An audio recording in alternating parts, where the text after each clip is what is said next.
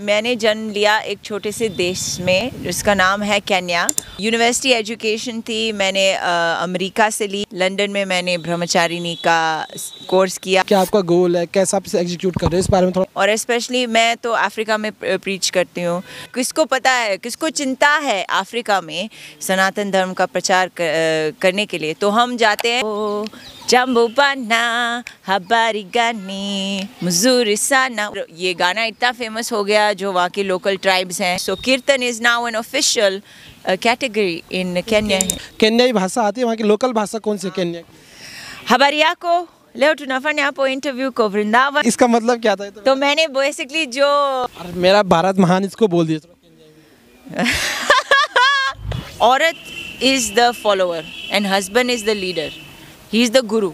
So if the husband is strong, जो मेरी गुरु महाराज ने बोला था कि मुझे शादी तो करनी पड़ेगी। Try to develop love, a spiritual kind of love, not this के आज मुझे टीना मिल गई और फिर दूसरे दिन मीना। कि जो हमारा गेट है ना मेरो वृंदावन में, सबको बोलिए कि फ़ोन वहाँ रख दीजिए और फिर अंदर आइए। जय जगन्नाथ जगन्नाथ स्वामी नयन पथगामी। ये जगन्नाथ गाना आपने वहाँ पे लॉन्च किया केन्या अफ्रीका। हाँ। नमस्कार दोस्तों, मेरा नाम है दीपक सिंह, आप देख रहे हैं प्राइम इंडिया। दोस्तों प्राइम इंडिया पे मैं आपको कई सारे विदेशी भक्त दिखाता हूँ जो कि वृंदावन में आके सेवा करते हैं, सनातन का प्रचार करते हैं। आज हमारे साथ एक माता जी है केन्या से, और ये बहुत ही स्पेशल गेस्ट है। आपको पता लगेगा क्यों जब हम धीरे धीरे बात करेंगे। ये केन्या से है, बढ़िया हिंदी बोलती है। कुछ दिन पहले ही केन्या से भारत आई है। अभी ये लगभग 5-6 महीने से आप केन्या में थे माता जी, राइट? हाँ, लगभग 5-6 महीने से केन्या में थे और इन्होंने यहाँ पे सनातन का प्रचार किया है। अपना एक एल्बम निकाला है और उस एल्बम के थ्रू ये पूरे केन्या में कृष्ण भक्ति का प्रचार कर रहे हैं, सनातन का प्रचार कर रहे हैं।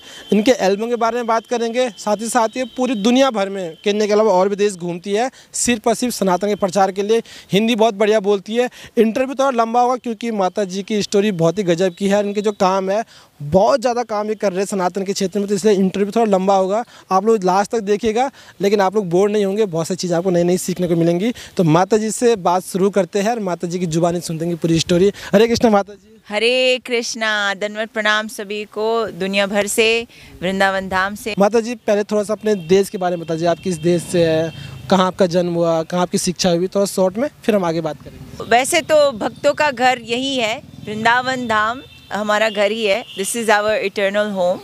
बट मैंने जन्म लिया एक छोटे से देश में जिसका नाम है केन्या, और मैं वहाँ जो कैपिटल सिटी है नैरोबी, मैं वहाँ पैदा हुई थी। शिक्षा आपने शायद कहीं बाहर से लिया और देश से? हाँ जी, मेरी जो यूनिवर्सिटी एजुकेशन थी, मैंने अमेरिका से ली। I studied at the university of Michigan, और फिर स्टैनफोर्ड यूनिवर्सिटी में मैंने ग्रेजुएट कोर्स किया। फिर कुछ सालों के लिए मैं लंदन गई। लंदन में मैंने ब्रह्मचारिणी का कोर्स किया, वहाँ सेवा की, और इस तरह से मैं सनातन धर्म के मार्ग में जुड़ गई। अच्छा, आप एक ब्रह्मचारिणी भी है, इस पर भी डिस्कस करेंगे। तो माता जी जन्म केन्या में, पढ़ा है यूएस में, उसके बाद लंदन में पढ़ा है, अब भारत में। राधे राधे राधे राधे, इस जर्नी को बताइए कैसे, मतलब। तो जैसे मैंने पहले कहा कि वृंदावन तो हमारा घर है, ये हमारा इटर्नल होम है। हम जहाँ भी जाते हैं, हम अपने घर से कभी हम छोड़ के नहीं जाते हैं। बट हम जब भी वृंदावन से बाहर एक कदम लेते हैं, हम इसलिए लेते हैं ताकि हम सनातन धर्म का प्रचार कर सके। और स्पेशली मैं तो अफ्रीका में प्रीच करती हूँ। वैसे तो कहो बहुत सारे लोग अमेरिका, कनाडा, लंदन तो झट से चले जाते हैं, बट किसको पता है एक छोटी सी कंट्री केन्या के बारे, किसको पता है, किसको चिंता है अफ्रीका में सनातन धर्म का प्रचार करने के लिए, तो हम जाते हैं। आज तक आप कितने देशों में घूम चुके हैं सिर्फ प्रचार करने के लिए?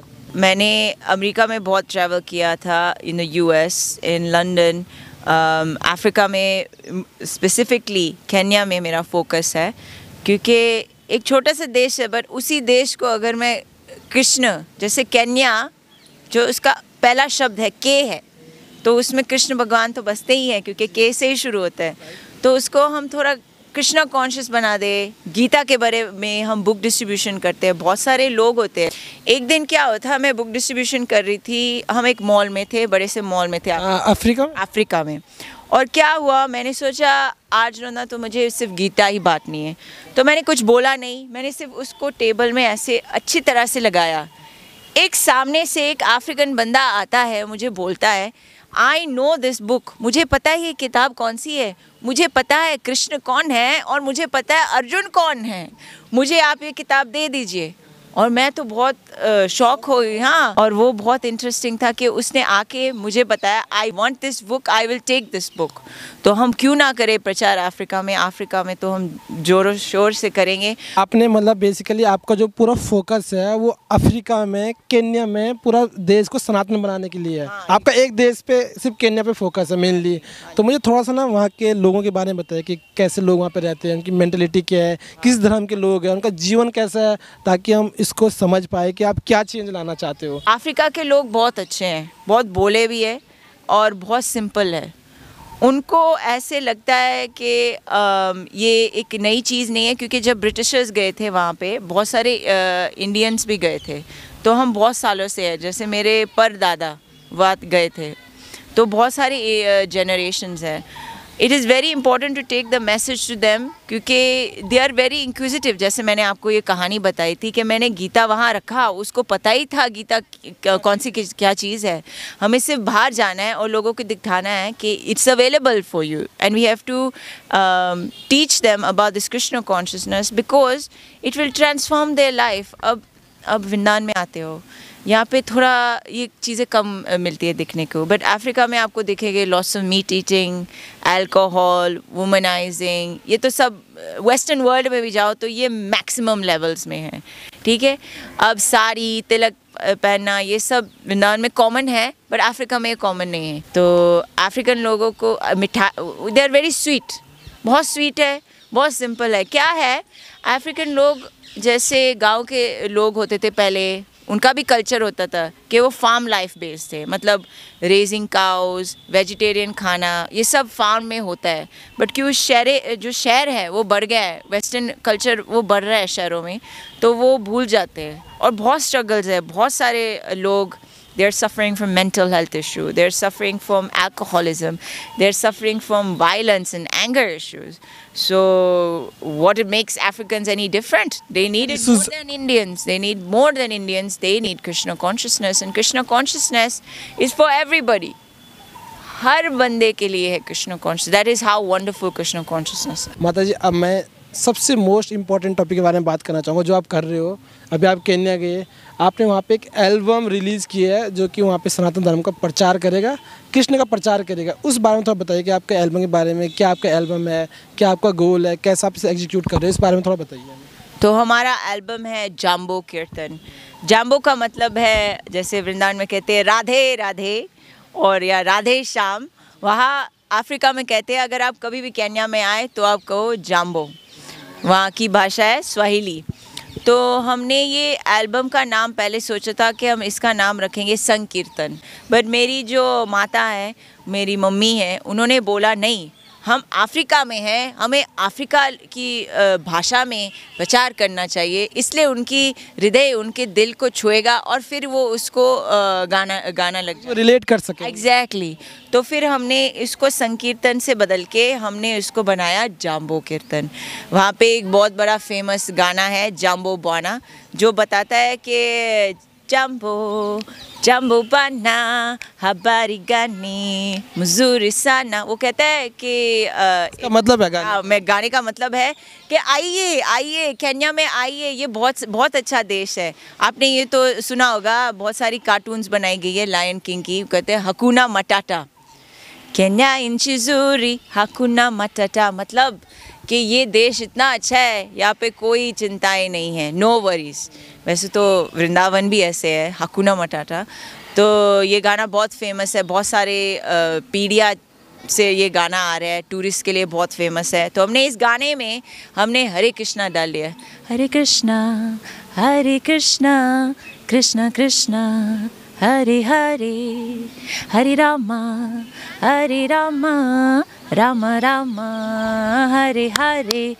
तो हमने जो महामंत्र है प्लग कर दिया और ये गाना इतना फेमस हो गया, जो वहाँ के लोकल ट्राइब्स हैं उन्होंने सुना और ये जो नया ट्यून है बहुत अप्रिशिएट किया। 10,000 से भी ज़्यादा लोगों ने हाँ। मतलब आपने वहाँ का एक पॉपुलर गाना लिया और उसी थीम पे उसका एक तरह से रेमिक्स बना दिया हरे कृष्ण महामंत्र का। एग्जैक्टली। लोग उसे लाइक भी कर रहे हैं वहाँ। हाँ, क्योंकि हमारे शास्त्रों में क्या लिखा है, श्रवणम श्रवणम कीर्तनम। श्रवणम का मतलब है सुनना। जो भी कीर्तन महामंत्र कीर्तन गा रहा है, महामंत्र का प्रचार कर रहे हैं, बस सुनने से उसका उद्धार हो जाता है। जैसे आप देखेंगे जो हमारे हरे कृष्णा के भक्त हैं वो गली गली में हर जगह में गाते रहते हैं। क्यों? क्योंकि ये कोई साधारण मंत्र नहीं, ये महामंत्र है। इसका इफेक्ट बहुत सालों तक रहता है। जहाँ पे आप बैठ के वो कीर्तन करते हैं उसी जगह को आप वही जगह को वृंदावन बना देते हैं।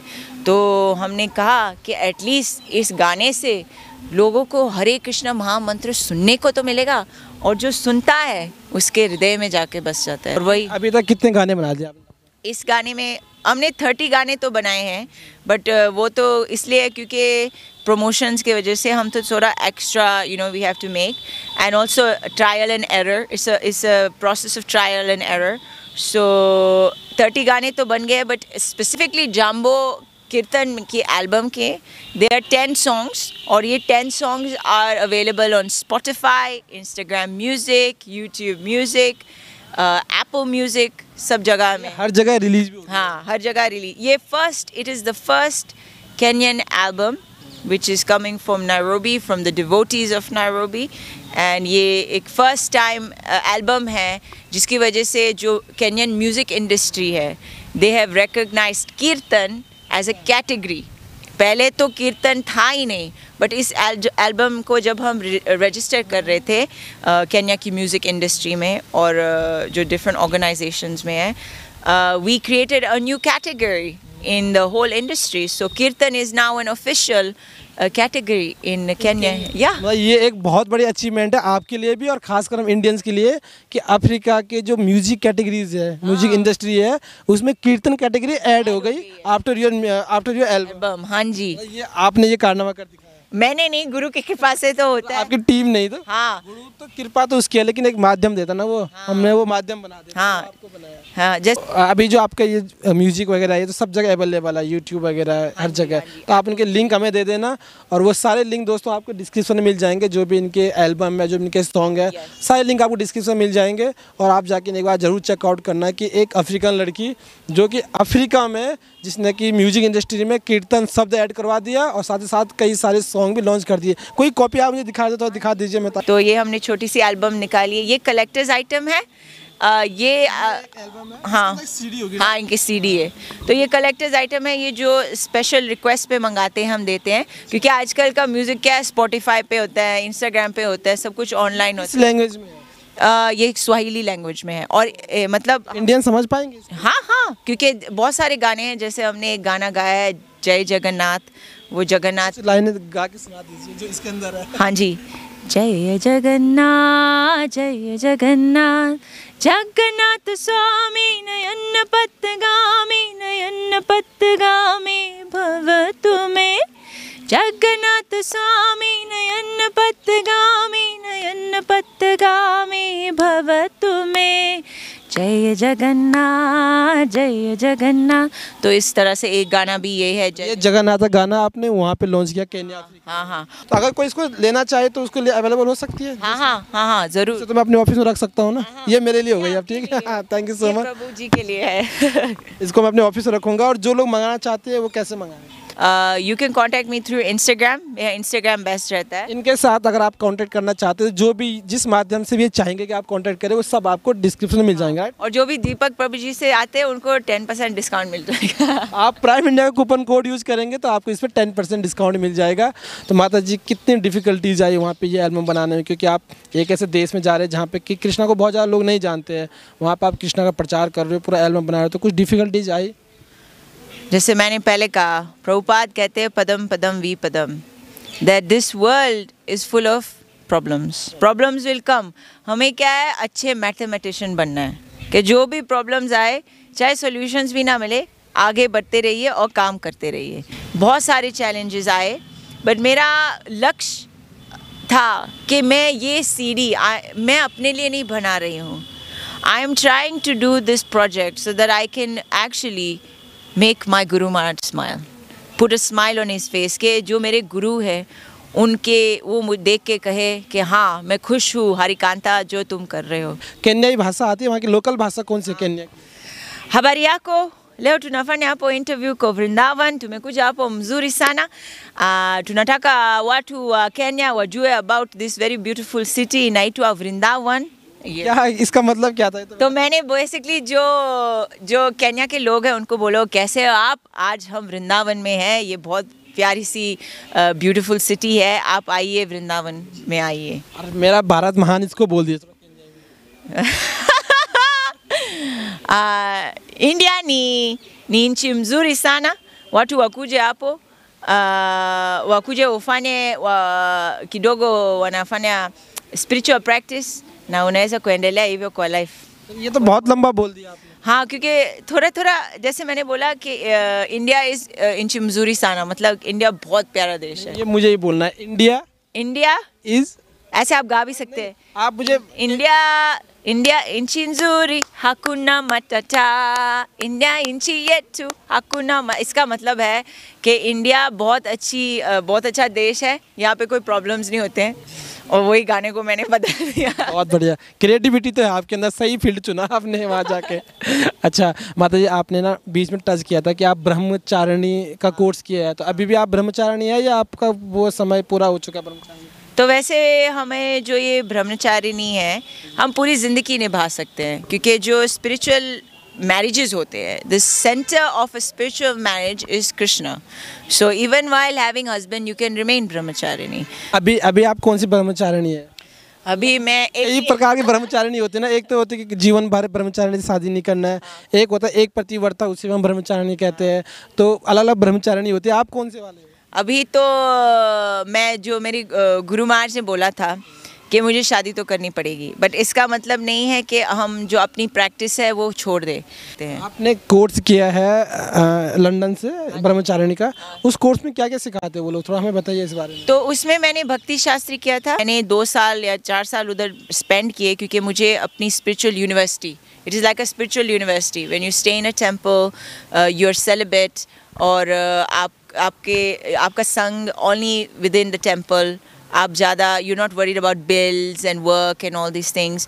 योर मेन फोकस इज़ कि आप जल्दी उठिए, भगवान का नाम जाप करिए, आप सेवा करिए मंदिर में, जो भी आपको सेवा दी गई है, क्या गौ माता की सेवा हो सकती है, प्रसादम बनाने की सेवा हो सकती है, बुक डिस्ट्रीब्यूशन की सेवा हो सकती है, या गीता क्लास देने की सेवा है. आप इस तरह से आपका स्केड्यूल बनता है, और जैसे लोग काम करते हैं वैसे हम मंदिर में भी सेवा करते हैं.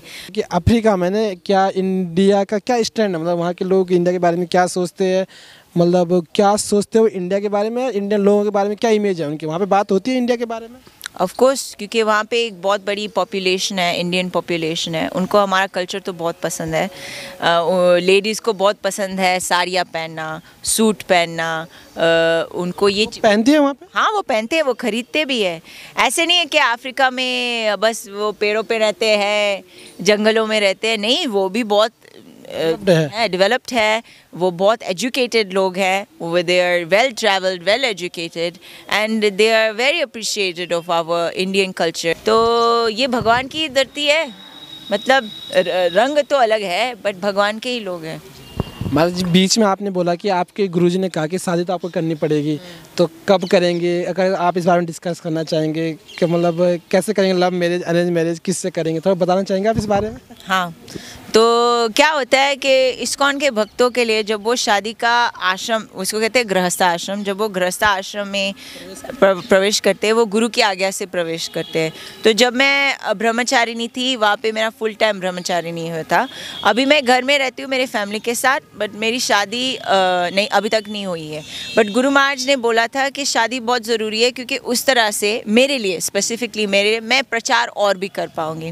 क्योंकि प्रभुपाद कहते हैं कि ये जो दुनिया है ना, औरतों के लिए बहुत मुश्किल जगह है.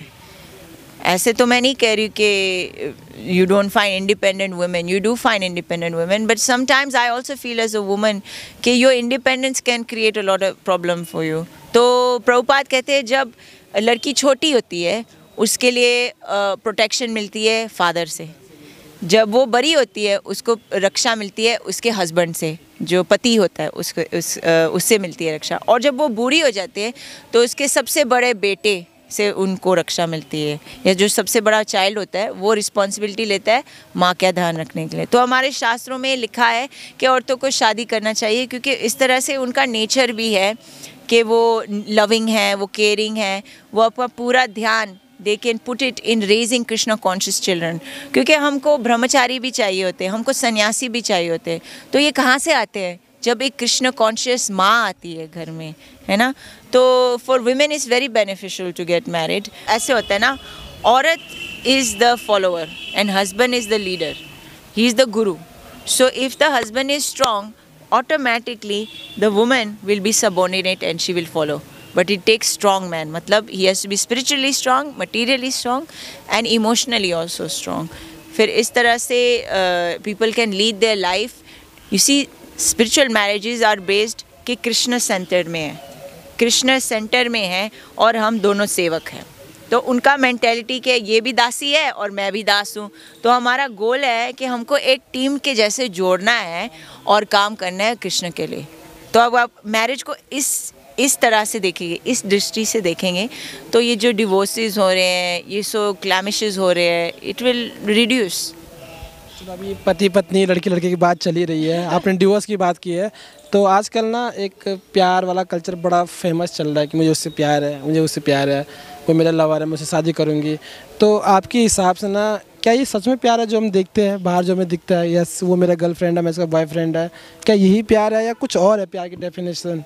क्या लगता है आपको? जो असली में प्यार है वो सिर्फ गुरु और कृष्ण से होता है। बट ये नहीं है कि अगर आप शादी में हो या आप घर गृहस्थी में हो, आप बोलो I don't love my husband, मैं सिर्फ तो कृष्ण। ये तो अनमैरिड कपल की मैं यहाँ पे स्पेशली उस ऑडियंस को लेके चल रहा हूँ जो अनमैरिड कपल है ना, वो कहते हैं कि ही इज माय लव। तो क्या, तो this is very one, I will give one clear example which Prabhupada gives in his books. और प्रभुपाद एक्सप्लेन करते हैं कि लव होता है और दूसरा लस्ट होता है, तो काम और प्रेम, ठीक है। तो काम जो लव होता है, लव में प्रभुपाद गिव्स एग्जांपल, जैसे एक होता है गन्ने और बैम्बू, है ना। तो एक गन्ना, जो एक इंसान गन्ने को चूसता है उसको दिखने में सिमिलर है। हाँ, ये दोनों सिमिलर ही तो होते हैं, गन्ना और the bamboo and the sugar cane, they are very similar. But एक इंसान वो बैम्बू को चू करे जा रहा है, उसको वो पूछ रहा है मुझे रस तो मिल नहीं रहा है। रस आपको कैसे मिलेगा जब आप बैम्बू को चू कर रहे हो? रस आपको तभी मिलेगा जब आप गन्ने को चूज करोगे। तो love and lust are like that. Love is basically sugar cane, right, the गन्ना, and lust is basically bamboo. तो जो प्रेम है, प्रेम में हमारे प्रभुपाद कहते हैं कि महत् सेवम धर्म अहुर विमुक्ते, कि ये सेवा का एक अंग है। जो असली में प्रेम होता है, we get love by giving. जब हम किसी से प्रेम करते हैं, इसका हम एग्जाम्पल ले सकते हैं एक माँ और एक बच्चे का, या एक गाय और आप देखें इधर बेबी, इनकी बेबी है ना। तो वो माँ इतनी उनके अंदर शयन शक्ति है कि जितना भी पेन आए वो टॉलरेट करेगी। किसकी खुशी के लिए? बच्चे की खुशी के लिए। अपने आप को खाने देने से पहले वो अपने बच्चों को खाना खिलाएगी पहले। तो यही, this is the smallest example in the material world of what is love. Love is in giving, love is in serving. तो हमको सेवा करनी चाहिए। We should try to serve the devotees, we should try to serve our guru, we should try to serve Krishna and Radha Rani, and like this we can try to develop love, a spiritual kind of love. Not this के आज मुझे टीना मिल गई और फिर दूसरे दिन मीना और फिर दीना, ऐसे लड़ाई वगैरह भी। हाँ, और ब्रेकअप। इसको प्रेम नहीं कहते, इसको कहते हैं, वही तो मैं कह रही हूँ कि ये है बैम्बू को चू करना और कहना फिर मुझे रस क्यों नहीं मिल रहा, आपको रस कैसे मिलेगा? आपने गन्ने की जगह बैम्बू को करके। हाँ, आजकल आप देखते हो वृंदावन में बहुत क्राउड हो गया है, बहुत सारे लोग वृंदावन आ रहे हैं, बहुत सारे भक्त वृंदावन आ रहे हैं। लेकिन मैं देखता हूँ ना, अभी आप इस्कॉन में जाना, शाम को एक छोटा इस्कॉन प्रेम मंदिर ले लो एग्जांपल के लिए, आप वहाँ पे जाना, 10 लोग आपको दिखेंगे, 3 आपको दिखेंगे जो शांति से अपना ध्यान कर रहे हैं, 7 दिखेंगे भाई मेरी फ़ोटो ले, मेरी रील बना। लड़कियाँ वो यहाँ पे आती है, गोपी ड्रेस लेंगे और रील बनाएंगे। इंस्टाग्राम पे आप एक बार एक रील को लाइक कर दो, ये वाली, इतनी रील आ जाएंगे कि आप देखोगे हैं ये होता है वृंदावन में। तो इसको कैसे देखते हैं आप? लोग यहाँ पे बहुत आ रहे हैं, वृंदावन में भी आ रहे हैं, मंदिर भी जा रहे हैं, but they are doing, they are making reel, photo ले रहे हैं, और भक्ति ध्यान तो बहुत कम लोग लगाते हैं। इसको कैसे देखते हैं? ये आपने नोटिस किया? मैंने नोटिस किया है, और मैं ना सबको एक रिक्वेस्ट करना चाहूँगी कि जब वो वृंदावन आए, ये जो रील है आप बनाइए, बट आप ऐसे रील बनाइए जो आप सोचो कि ये कैसे इस्कॉन को आगे बढ़ाएगा और कैसे इस्कॉन का मैसेज लोगों को हृदय तक पहुंचाएगा। अब लोग जो रील बनाते हैं वो इस प्रचार के लिए नहीं बनाते हैं, रील वो बनाते हैं ताकि उनके फॉलोअर्स इंक्रीज़ होए, वो डिज़ायर्स भी होते हैं। मैं कहूँगी कि लोग वृंदावन आ रहे हैं, ये बहुत अच्छी बात है, बट अब लोग को ये सोचना पड़ेगा कि हम वृंदावन कैसे आ रहे हैं, हमारा जो मन है वो कहाँ है। तो आप साड़ी भी पहन सकते हो, मैं साड़ी पहन रही हूँ, मैं तिलक लगा रही हूँ, मगर अगर मेरा मन वृंदावन में नहीं है तो जो अर्थ है वृंदावन आने का वो तो मिट गया।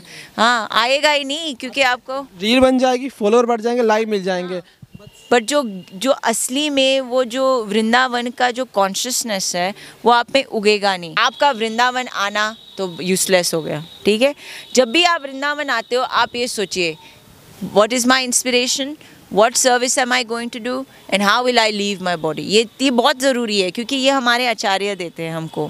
मैं तो अगर मुझे ना मोदी जी मिल जाए, मैं मोदी जी को रिक्वेस्ट करूँगी कि जो हमारा गेट है ना मेरो वृंदावन में, सबको बोलिए कि फ़ोन वहाँ रख दीजिए और फिर अंदर आइए, नो फोन जोन। अब जैसे कल मैं कीर्तन कर रही थी भक्तिवेदांत मार्ग पर, और मैं लोगों को बोल रही थी बोलो ताली बजाओ, पाप भगाओ, ताली बजाइए। वो ताली नहीं बजा पा रहे थे क्योंकि वो अपने फ़ोन को पकड़ के रखे थे। बहुत बहुत धन्यवाद माता जी। आखिरी में कोई मैसेज अगर आपका हो?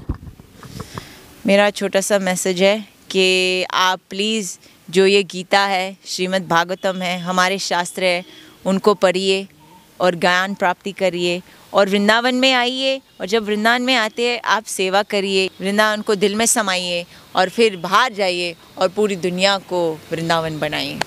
बहुत बहुत बहुत बहुत धन्यवाद। हरे कृष्णा। कृष्णा। तो दोस्तों, आपको माता जी की पूरी जर्नी कैसे लगी? जन्म केन्या में, शिक्षा अमेरिका में, फिर भारत में कृष्ण भक्ति, और अभी केन्या में जो है ना बहुत बड़े लेवल पे ये प्रचार कर रही है, वहाँ की म्यूजिक इंडस्ट्री में कीर्तन सब जोड़ दिया है, और ये बहुत सारा पूरा इंटरव्यू आपने देखा। तो माता का वीडियो पूरी जर्नी अगर आपको अच्छा लगा हो तो इसको लाइक कीजिएगा, माता के बारे में अपने विचार कमेंट में लिखिएगा, और बहुत बहुत धन्यवाद। और माता जी का एल्बम को आप चेकआउट कीजिएगा, सारी लिंक सारी चीज़ आपको डिस्क्रिप्शन में मिल जाएगा। बहुत बहुत धन्यवाद। Thank you so much. Thank you.